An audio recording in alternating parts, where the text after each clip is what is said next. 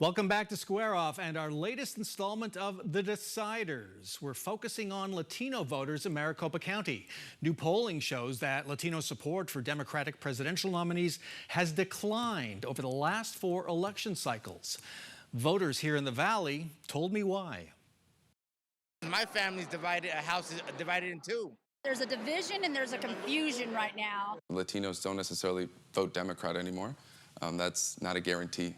And that's a serious challenge for Democratic presidential nominee Kamala Harris.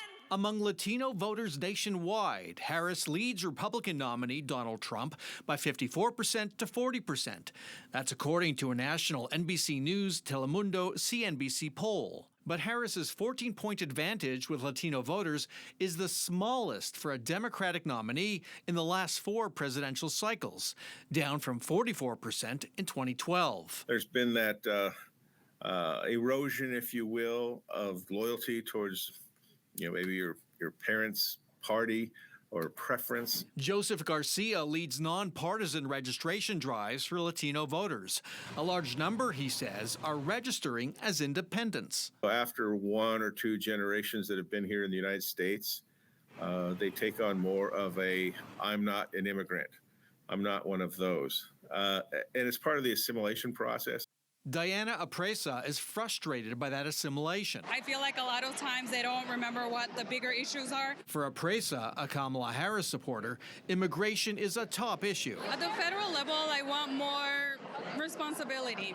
I feel like right now it's being tossed around with giving the power, to local authorities. Immigration is also a top issue for business owner David Carrizosa. So far, it's just something that they just check the box and move on. But he hasn't decided between Harris or Trump. I understand the border must be secure. I understand that. I understand policies has to follow.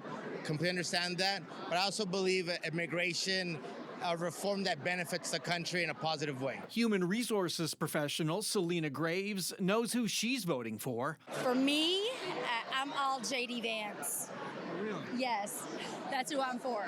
That's interesting. Not Donald Trump. I'm J.D. Vance. Graves says Vance's values mesh with her Bible Belt upbringing. And I have to say, economically, for some people, we see it better with the Republican in office. Among Latino voters in the NBC poll, Trump had an edge on dealing with the economy and inflation. I feel it when I go to the supermarket. I feel it when I go refuel my car.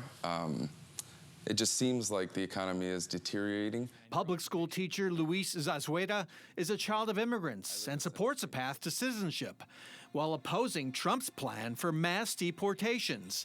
And yet... So, if you had to vote today, who would you cast your vote for, Kamala Harris or Donald Trump? Right now, I'm leaning for Donald Trump for the most pressing concern of the economy. And the Harris campaign is launching a new ad campaign in battleground states like Arizona aimed at Latino voters. It's titled, Why Do We Fight? And it focuses on economic issues. Kamala Harris and Donald Trump will take part in separate town halls in the coming week, sponsored by Univision. The 2024 election is about to get real. The deadline to register to vote in Arizona is midnight Monday. Early ballots will be mailed to voters on Wednesday. Also on Wednesday, the first and only U.S. Senate debate between Democratic Congressman Ruben Gallego and Republican Kari Lake, a former TV newscaster. 12 News coverage starts at 5:45 p.m. with a debate preview on our 12 News Plus streaming channel. The debate will air on 12 News from 6 to 7 p.m. and our post-debate coverage will stream on 12 News Plus at 7 p.m. The debate sponsored by the Arizona Citizens Clean Elections Commission.